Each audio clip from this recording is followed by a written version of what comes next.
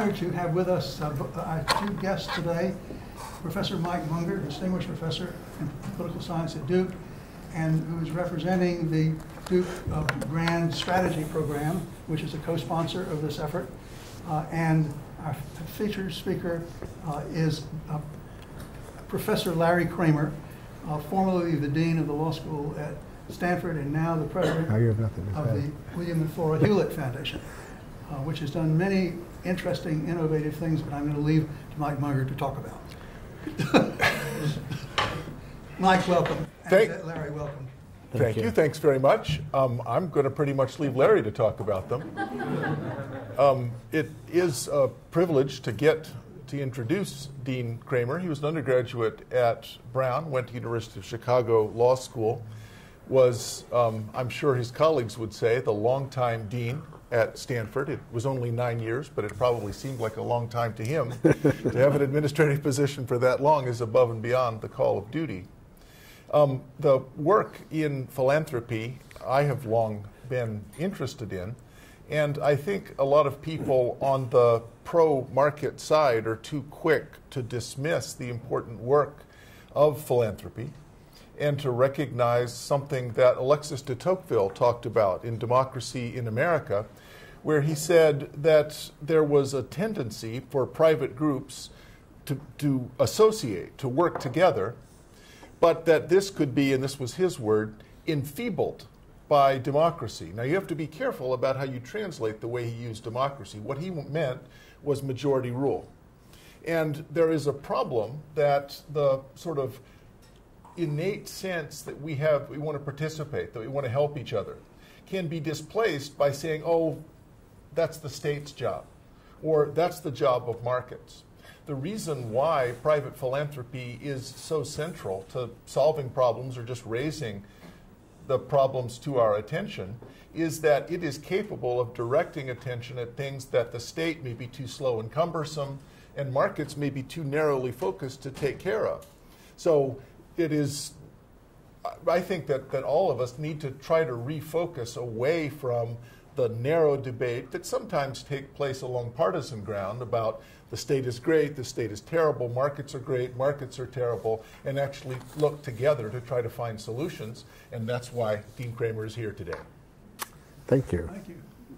So, and I'm really actually thrilled to be here. I was here 2 years ago, and I mentioned to Joel what came out of the session. We actually went back and did some fundamental rethinking of what we were doing at the time. And the talk today is related to that work. Oh, and before I start, I should say, unusually, there was actually a written paper that goes with this. So if anybody's interested after the talk and you go to the Hewlett website and just plug the word neoliberalism into the search engine, it'll take you to a link that goes to a PDF that actually has a memo. And the relation is this. A couple years ago, I came here and I talked about, we had started work around the problems of U.S. democracy. That was what I presented. It was really soon after the 2016 election, and the talk was sort of how were we thinking about fixing democracy and what bearing did the election have on that. And that talk and that initial effort were focused around the practice of politics. Our view was and remains that the central problem in U.S. politics has been the incapacity of our political institutions to act. And what could we do to fix the practice of politics so that the actual representatives in government could do what they're supposed to do and find ways towards compromises that worked. And that's the process that's broken down. Coming out of the election, the board was like, well, you sure you have this right? And so we went back and did some rethinking. And I should say the earlier talk was on why our answer was, yes, actually we did have this right, but it required some adjustments. But as we thought about it more, we also spotted there were some blind spots in our thinking.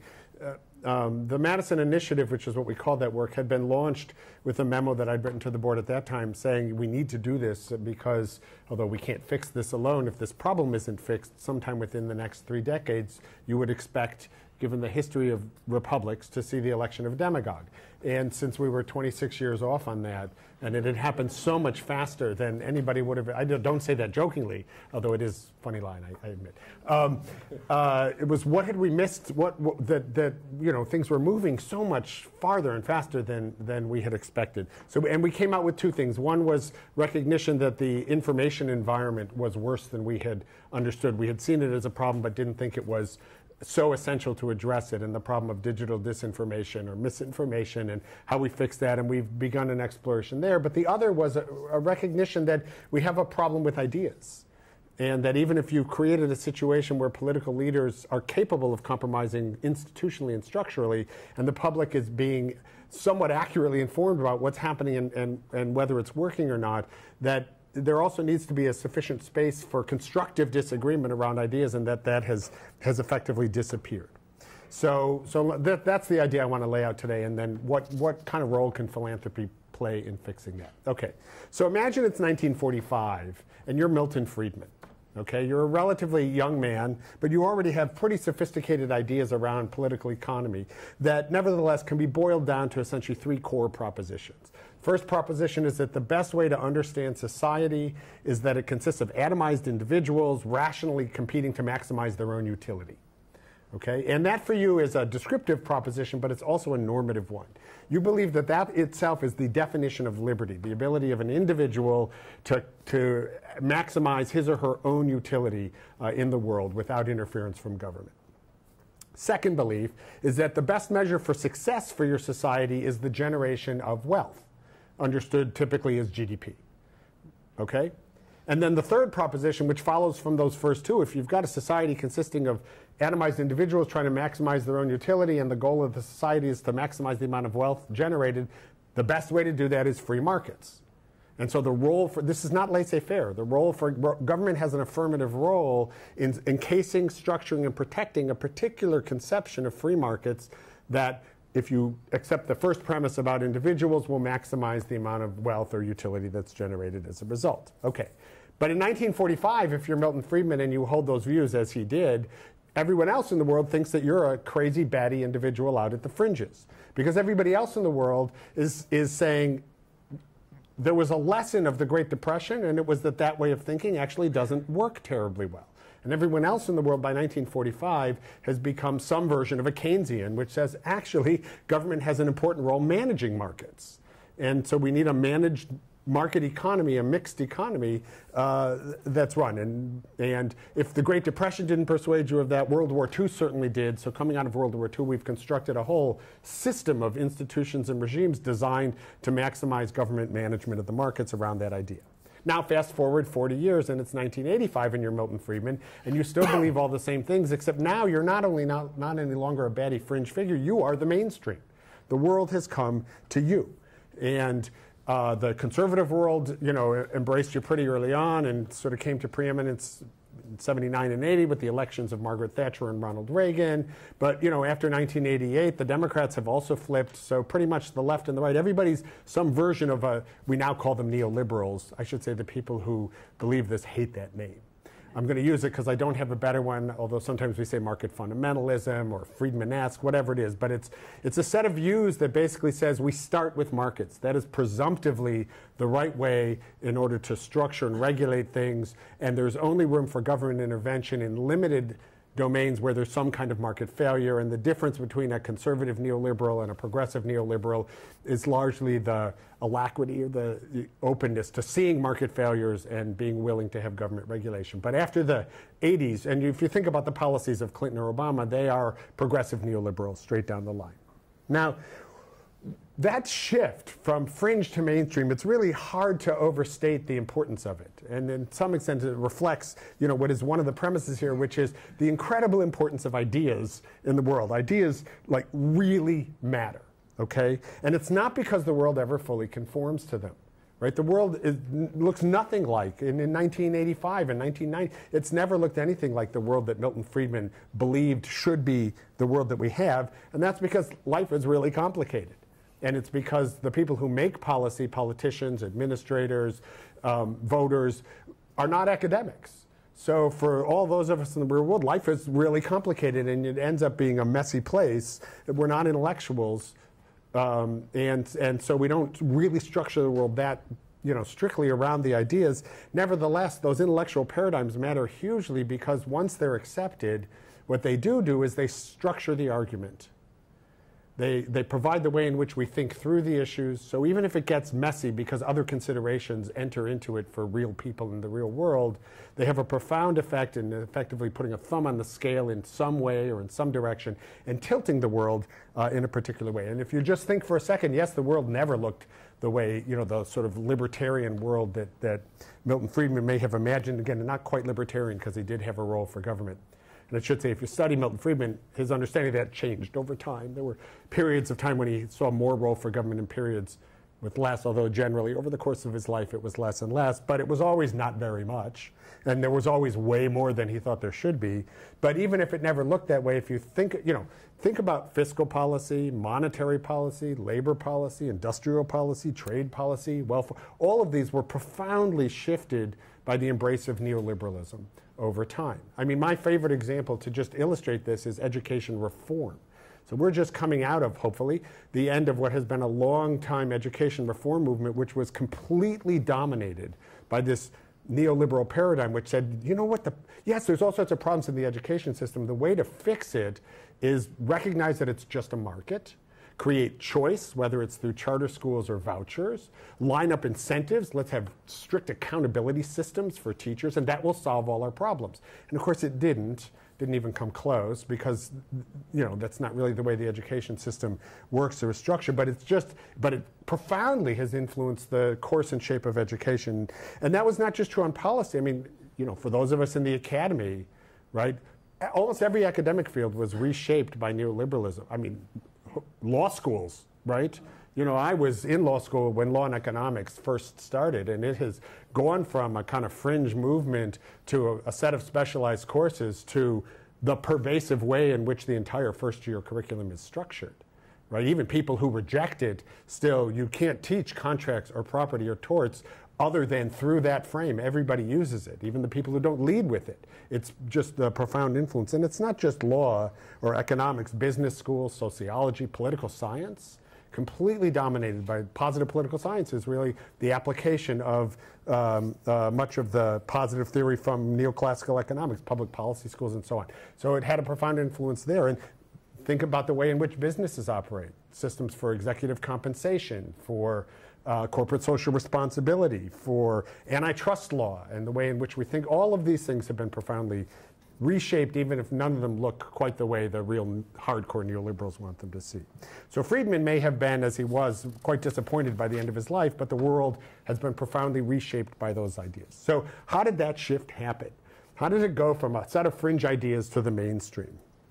And to some extent, this requires thinking about the nature of these intellectual paradigms, because I think my claim would be, although I don't think too many people would argue with this part of it, which is that at any given point in time, there is an overarching intellectual paradigm that is largely shared, within which our intellectual disputes then take place, right? And I'm going to read my favorite quote, which comes from, this is not so much about this, but it applies to it as well.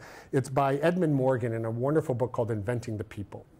Morgan's book is about how did the idea of popular sovereignty arise, and how did it replace the earlier ideas about monarchy. And he writes, he says, he calls these paradigms make-believe because they're products of human invention. But he says the political world of make-believe mingles with the real world in strange ways, for the make-believe world may often mold the real one. In order to be viable, in order to serve its purpose, however, that fiction, that make-believe world, must bear some resemblance to fact. If it strays too far from fact, the willing suspension of disbelief that it requires collapses, and conversely, it may collapse if facts stray too far from the fiction. And what Morgan's really saying here is these paradigms, they're not right or wrong. That's the wrong way to think about them. They're explanations. They're the explanations that we use to try and do our best to understand the world in which we're living. Okay, and so they have to bear some relation to the world. They provide a reasonable way to explain the world as we see it. But if the world changes or the ideas change so that that connection is no longer there, then we'll abandon it and drift towards some other explanation that seems to work better. But for long periods of time, there will be a general consensus around some explanation, and then there'll be periods. So the shifting of paradigms is a kind of recurrent experience. And in the political economy world, in the 18th and early 19th century, it was mercantilism. And then that shifted in the mid-19th century to laissez-faire. And then that shifts in the mid-20th century to Keynes. And then it shifts in the late 20th century to Friedman or to neoliberalism. And each of those shifts that's the kind of process that we're talking about. There was a period of time. So take laissez-faire. Okay, I'm just going to talk about America, but although it wasn't limited to America. In the 19th century, laissez-faire worked as a way for people to think about the role of government and the role of the economy. It was a wide open economy in that period. You know, there was massive westward expansion. There was relatively little interdependence within the economy. You didn't want government in the way. The destruction of the second bank, which was a mercantilist effort to control credit, unleashed a whole lot of economic growth, and that worked for people.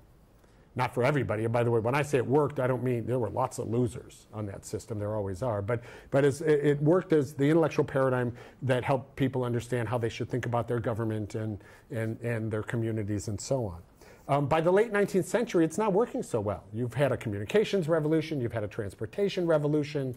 You've had the second industrial revolution. The problems of labor and capital have shifted wildly. There's a massive amount of interdependence. All sorts of problems that are new are arising. A huge uptick in industrial accidents, all sorts of, and still, because these things have big sticking power, it takes the shock of the Great Depression to really move people off of it. Now, Keynes's ideas are already out there beforehand, right? And it still takes a long time for those ideas to get broadly adopted and accepted. But that's what I mean. It's one of those shifts where a combination of circumstances and development of ideas really push things along. And note, at the time of the Great Depression, it's not like Keynes is the only other explanatory alternative out there. It's not. Communism is out there. There's a big flourishing movement, and it's got some appeal, and it takes in some parts of the world. Fascism is out there and takes in other parts of the world. And there's, I think, lots of local reasons to explain. But in the U.S. and the Western Europe largely, it is Keynes that takes. And I think the reasons are not, it's of these alternatives, the one that departs the least far from many of the core principles that are deep in the culture around individual liberty and really accepts the basic premises and has still a fairly limited role for government with an explanation for why it might work. And it seems to work. Like there's still disagreement about, you know, the extent to which, say, the New Deal efforts were themselves responsible for you know, and so on. But it doesn't matter, because it's not a question of whether these are right or wrong. It seems to work for people, and so they embrace it and accept this new role for government. And after 1945 and World War II, its acceptance becomes well-nigh universal, and so you have a whole global system built around in Bretton Woods and the IMF and the World Bank, and just a huge, and also internally the Fed, and just a huge number of structures that are built on this explanation. Okay. So now, so as I say, that's 1945, and that's when people like Milton Friedman and Hayek, who are out there complaining that, you know, they're being shoved off to the side because as far as most people are concerned, the system that they're arguing for has already been shown not to work by experience. So now what happens? By the 1970s, things are looking a little different again, right? So by the 1970s, that managed economy isn't managing so well. And you've got really high inflation, you've got really high unemployment, you've got really high interest rates. We have to invent a new term for it, stagflation. Some of the things that made it work, which were in fact U.S. dominance in the global economy, are now being challenged by the reemergence of Germany and Japan as really viable competitors on the economic stage, and Europe writ more largely. The gold standard collapses, Bretton Woods collapses. This system is just not working. At the same time, during the period of dominance, the Keynesian notion of managed government has spread beyond fiscal and monetary management to all sorts of other areas of the economy. And government is trying to manage everything from the environment to the family, race issues. Right? You've got federal regulation on this general notion that we can manage things this way. And that also is not working terribly well. The society feels like it's coming apart at the seams. This is all exacerbated, of course, by political developments, the civil rights movement, and the shifting ideas around race and around gender, radical politics. I mean, it was so in doing the research for this, I got to go back. I was a kid in the 60s and 70s, But rereading that stuff, you forget. Like, if it seems bad today, I mean, that was a scary time, you know. And there's Milton Friedman and his guys standing there going, yes, the problem is too much government. Just get it out of the way, right? These people at the top, they will never do as good a job as the invisible hand of a rational market, you know. So just get it out of the way and it will work. And that takes. And the deregulation actually begins with Carter in the mid-'70s, but really comes to fruition with the election of Reagan in 1980. Okay, so again, I don't care whether, it's not a question of whether it's right or wrong, it just, that explanation begins to work better for people than the one they've been living with, which is this notion of government management. And all the shifts that we're talking about begin. Now, I do want to say a couple of things. There was more to it than just that, right? And that's because prior to the 20th century, it really was the case that shifts within the intellectual elite could happen naturally and would then shift the society. Because even after we became formally democratic in the, say, 18th century, there was a huge amount of deference built into the way society was structured. I should say separately, when people talk about democracy and now and then, they're always like, I mean, come on, the media was like way crazier when Jefferson was elected than it is today, which is true. But what was different then, of course, was the leadership class had actually much more control. So you could have a society out there that was reading all these crazy things and they would still defer to the decisions that were made by political leadership. And the political leadership was a different kind of leadership. Right? So by the 20th century, it's actually a more democratic, we have actual, you know, this is post-World War I development really globally, but also even in the US. So it's no longer enough for an intellectual elite to decide, you know what, enough government management, let's go back to laissez-faire. You have to actually persuade people. And the leaders of this movement know that. I mean, Hayek has been pushing this since the 30s and is in despair by the 40s because everything's going against him and it's going in the wrong direction and he needs to persuade people. But how do you do that? And so he calls together in 1947. How many of you ever heard of the Mont Pelerin Society? The Mont Pelerin Society. In 1947, Hayek calls together the 38 other people in the world who agree with him. And they meet at a place called Mont Pelerin, which is in Switzerland. It's a mountain in Switzerland. And they spend 10 days there together organizing a movement. And they issue a statement of aims at the end of it. It's one page long, the Mont Pelerin Statement of Aims, which sets out what is a deliberate intellectual movement. And that movement over the next 40 years is what really propels this. And don't get me wrong, by the way, there's nothing secret about this. They were completely open about what they were doing. It'd be too long to go through it. There's a bunch of really good books that have been written about this recently. My favorite one, if you're taking notes, is a book called The Great Persuasion by a historian at Johns Hopkins named Angus Bergen, B-U-R-G-I-N. I totally recommend it, but there's a bunch of other good books. So let me just touch on the essence of it, though, because it relates to what we do. First, it is a movement about ideas. They believe in a set of ideas, and they believe that the thing they need to do, and this is explicit in the Mont Pelerin statement, is push out their ideas. And they focus in particular, as a result of that, around universities. Most famously, of course, the University of Chicago. And interestingly enough, the reason they meet in Mont Pelerin in 1947 is because, at least up through World War II, Europe was the intellectual center of the Western world. After World War II, by the 1950s, it's pretty clear that has become the United States. I actually came across an exchange of letters among the leaders here where they realize they need a base in the US, and they debate where it should be. Should it be Princeton or Chicago? And they settle on Chicago. And the funders come in and they can't get an appointment for Hayek. So they create a center for him in the university. They can't get appointments for Aaron Director and Ronald Coase in the economics department, but the law school's willing, and so they put them into the law school. I was still in the law, when I was a student, Coase was still there. They build that thing there quite self-conscious. So it's an ideas movement with the notion that we need to capture the intellectual atmosphere, and the way to do that is through universities. Second, they also recognize that transmission of their ideas is really important. And so they focus first on the building of think tanks. And the Brookings is there, but that's about it. But after World War II, they build a series of think tanks designed to take these ideas and translate them into policies and push them out. And that includes AEI. I mean, there's a whole slew of them. You know most of them today because they're still around. Third, though, they also recognize that you need to convey these ideas not just through think tanks, but also to a popular audience and to the election. So they found journals. In the early years, they're heavily focused on, for popular transmission, Reader's Digest and the Saturday Evening Post. But, they create National Review, Spectator, Commentary. There's again, a whole slew of these that are very self-consciously created for the purpose of transmitting the ideas. And then lastly, they recognize that they need allies. And so they begin to build alliances with the business community, which of course is quite amenable to these ideas. But they create the Business Roundtable as a device for pushing this forward. They reach out to media. And this begins in the 1950s, and their focus is around radio. So they capture radio, and they still, actually, that is overwhelmingly conservative to this day.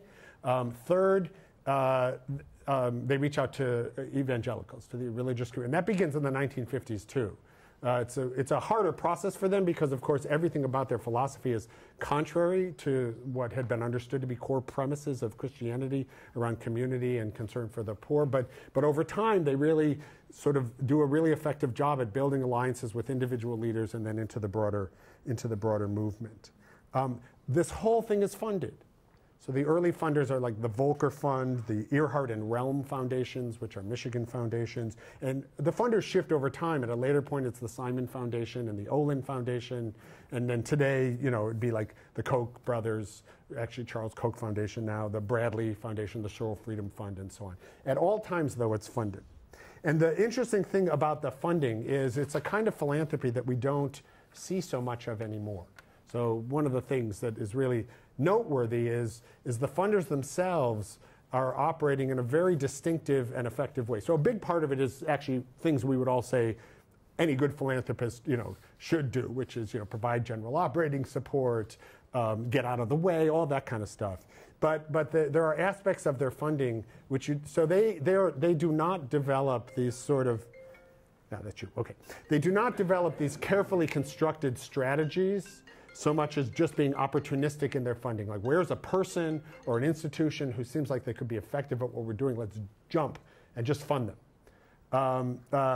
And it's very flexible and adaptable in terms of their approach as they go. They think in terms of supporting people, right? Not developing projects. And they spread their bets among a range of grantees with different capacities and approaches, and then double down on the ones that seem to have some staying power. They pursue goals that are really, think about it, like diffuse and hard to measure. Like, how do you know if your ideas are succeeding or not, other than some crude output measure, which they didn't want to rely on? But they stuck with them anyway. And they tolerated the fact that they didn't really have objective measures for what they were doing, relying on subjective judgments of effectiveness. And they were, above all, patient. So this is funding that begins in the late 40s or early 50s, continues straight on through. It's still going on today, of course. But like a point where you can see this is they think they're going to get somewhere in 1964 when Barry Goldwater is nominated, and they get crushed in that election. And they don't go, oh, God, we failed, we better put our money into something else. They continue on because they have faith in their ideas. Even when the likelihood of success seems remote. It's a kind of philanthropic commitment that you don't see too much anymore, okay? And of course, they succeed. Now, two critical things to note about this philanthropic movement. One is that the ideas on which it was based did evolve. And I think that's really important because that's why these paradigm changes matter, because it's not the case like, oh, we have a whole bunch of policies. We already know what we want to do. We just have to get them implemented. It's that, well, here, think about it this way. Hayek kicks this movement off with the publication of The Road to Serfdom in 1944. When he publishes that book, it's considered this wildly reactionary, extreme conservative tract. If you read it today, it's like a half an inch to the right of the New Deal. It is filled with social policy and roles for government and so on. But at the time, it reads really radical. Compare it to, say, in 1962, I think it is, 62, Milton Friedman publishes Capitalism and Freedom. Now, and the movement from Road to Serfdom to, and that's because the paradigm itself changes what you can imagine, right? It's not that you're fitting something to a set of things you already know. It's that the ideas the ground shifts. So what you can think about doing and how you think about it actually shifts as the paradigm itself develops. And that's critically important. It's why you, like when I think about this today, we're not just like, oh, there's a bunch of progressive redistributive policies I think are good. We should just fund those. I don't know about that. What I do know is if we can really get past the sort of prison that we're in because of neoliberalism and the lack of alternatives to it to explain and justify things that don't seem to fit with it, we don't know where we'll go. But we'll go somewhere different than where we are today, and almost anywhere seems better than where we are today or where we're going right now. The second thing to note about it is I keep talking about this as a movement, but that really is overstating. It is not a centralized, controlled movement in any sense of the word. It's a bunch of fellow travelers who share a set of principles, who think of themselves as part of an intellectual movement, but who operate quite independently. So they know each other. They try as best they can not to like undercut each other, although they do that some because there's lots of disagreements within. But intellectually and operationally, it's really a kind of loose jointed effort to move in a general direction. And that's a big part of the success. I think had anybody tried to like lock it down in a much more disciplined way, it wouldn't have worked. What makes it work is the fact that it's really just a bunch of fellow travelers who see themselves, they know who their enemy is, communism. They see themselves as part of a shared venture, but they're operating relatively independent. Okay, so why does all this matter? Why does it matter today? Because, as I said at the beginning, I think it's pretty clear that neoliberalism is no longer working. And I don't care if you like it or you don't like it. It's just hard to look at the world today and not see that this is failing as an explanation for people today. I think the reasons why are not too hard to point to. The natural tendency of this economic approach is to generate wealth inequality. That doesn't matter so much at the beginning. We're at a historic low for wealth inequality, and it doesn't change in a day. And it is solving, or seems to be solving, the problems that people are focused on at that time. But over time, as those problems have receded and the wealth inequality has grown, that fact itself has become a major source of social tensions in the world today that needs to be addressed, that framework doesn't give you good tools to address. Second, there's a whole slew of other problems which are now emerging. So some of them, the global free trade regime that grows out of neoliberalism and has undeniably produced incredible benefits across the world. Millions of people in Africa and Asia, like if have benefited from but it has also had a set of collateral costs which are now being felt, particularly in the older democracies, that it doesn't have a good answer to. AI and automation as they emerge and change the workplace. There's no way, we don't know how to think about regulating those within this other than to let them play their role and see another huge shift from labor to capital in economics, which is not going to go down terribly well. And all this is exacerbated by the hyper-partisan polarization which has taken place. So as I said, for me, I look at this and it's not that I'm left or right, it's that we're out of space for constructive disagreement, and these ideas and arguments aren't providing us good answers. And what happens when an explanation breaks down for people is they drift towards the next best explanation that's out there. So as I said, in the Great Depression era, there were competing alternatives, right? Communism, socialism, so on. So what are we looking at today? Trump offers an alternative explanation, as does Orban, as do all these populists, right? It's them. The problems, the things you're experiencing, it's because of your culture being taken away from you by foreigners who are invading, kind of thing. And so it's more complicated than that, but it's an explanation that is working for some people, and we don't have anything better to offer them. So the idea is we need a new paradigm. Now, new does not mean like, everything we thought is wrong and we're going to come up with a whole new set of ideas. It's all, like we're going to have markets, we're going to have government, we're going to have public goods, all the things. It's a question in how we put them together. Hayek could say that he basically agreed, Keynes could say that he basically agreed with Hayek because he did, basically. But he had a few significant shifts of pieces that made a big difference in how it played out, and that's always what we're talking about. So it's a new context with new arrangements, maybe some new premises, but mostly a different way of thinking about the old pieces. And as I say, that once we start down that path, over time it changes how we imagine things and what we can do. Okay, what that should be, obviously way beyond my pay grade. I don't have an answer to that, and I shouldn't. It's not my role, right? But you can look out at the world and see that the seeds for a new paradigm are already beginning to grow. Now, I should say we're very late in this. Hayek started the Mont Society in 1947, right at the beginning of the Keynesian dominance. We should have started this process in 1980. As it is, in fact, I think you can say the process of rethinking here started in 2008, mostly in economics. There's a lot of ferment in the economics field, triggered by that event, which for economists was like, whoa, wait, that shouldn't have happened. How did that happen? In any event, late or not, it started now. There's a huge body of critique about neoliberalism. I'll just touch off some of the main points. Most of you will probably be familiar with these, just to remind you and give you a sense, right? So, and now these are ideas that are out there, right? To think of society as atomized individuals just is wrong. That's not how individuals exist in the world. None of us thinks of ourselves as an atomized individual. We all think of ourselves as members of all sorts of different groups. We have multiple identities. I'm an American, I'm a lawyer, I'm Jewish, I'm a member of, I work for the Hewlett Foundation, I live in California. All of us are constructed of various identities. And we work in and through groups, which means then that although competition is surely a force in society, it is not the only one. Collaboration and cooperation are at least as important. In fact, if you look around the world, it's clear that they are more important. So if government should have a role fostering competition, why shouldn't it also have a role fostering collaboration and cooperation? At least in terms of the structure of society, that makes some sense. Homo economicus, the whole assumption about the rational individual. Okay, we know that's just flat out wrong. Right? There's a whole body from psychology and behavioral economics that tells us people aren't rational that way. So it's just a bad, you start constructing a system based on a model of a human being who has never existed and never will exist. Seems like a bad idea. And lastly, on the normative front, liberty is an important value.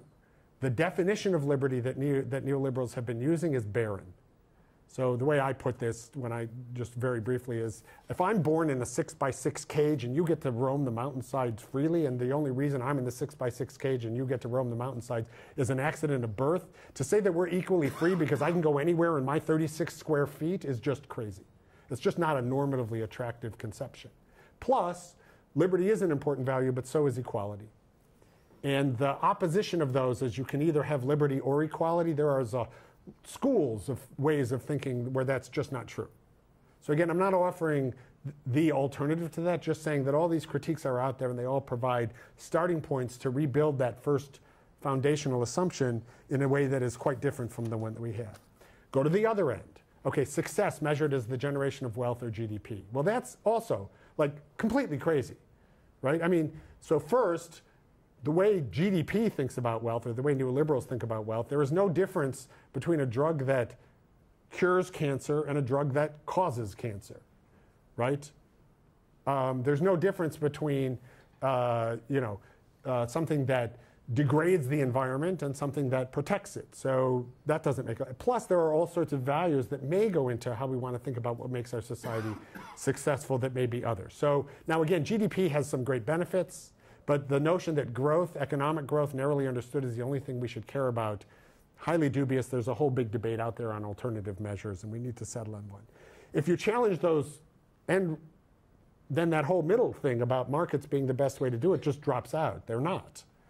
In fact, they're positively destructive for many things, although they have important and useful things to do as well. Plus, we know, even apart from, every single assumption, I always find that when I teach this stuff, I said to my students, the interesting thing about neoclassical economics is how it got built in the first place, because every single assumption that requires to make it work is never true in the real world. There's never perfect information. There's never equal bargaining power.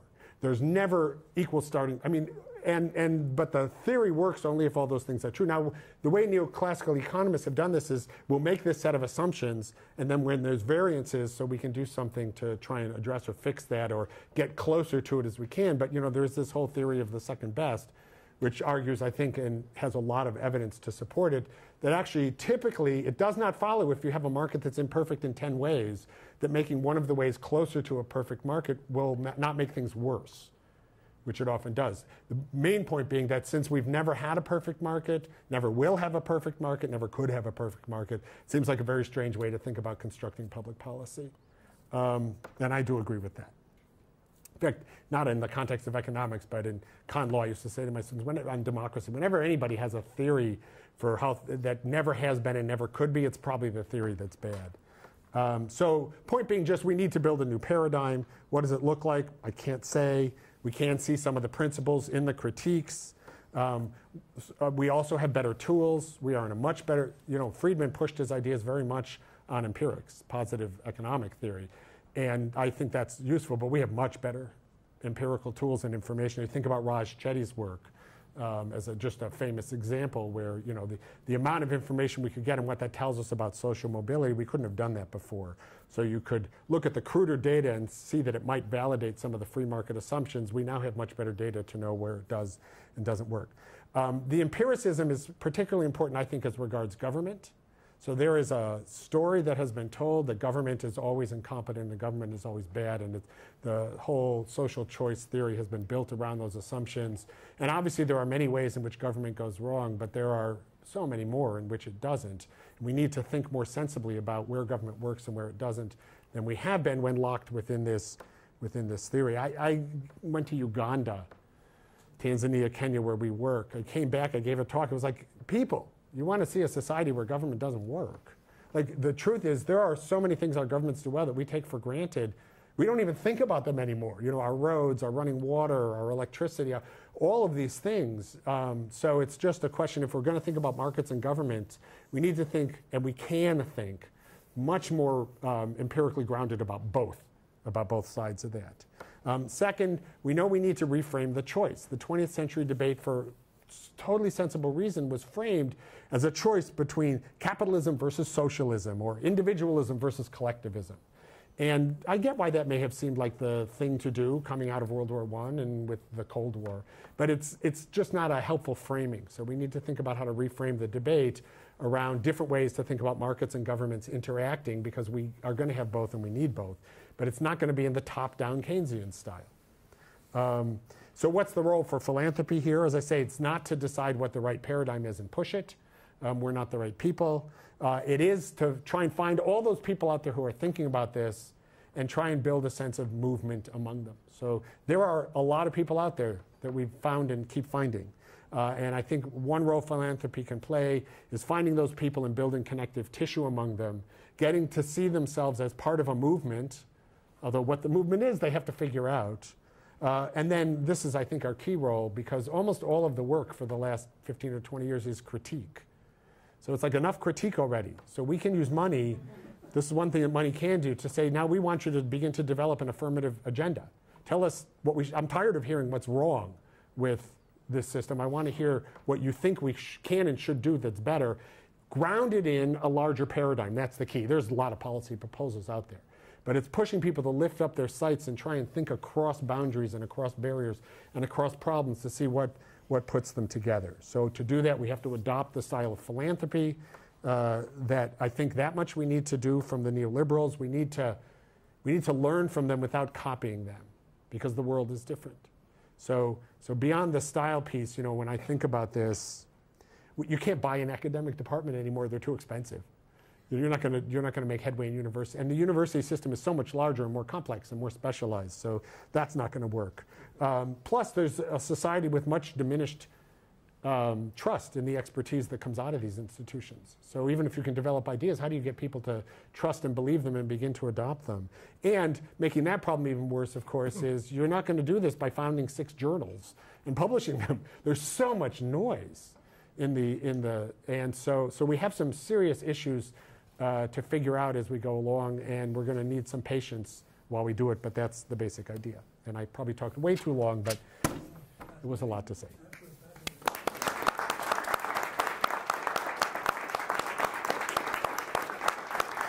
How long did I talk? You stimulated a lot of thinking here today, and I thank you for that. Thank you.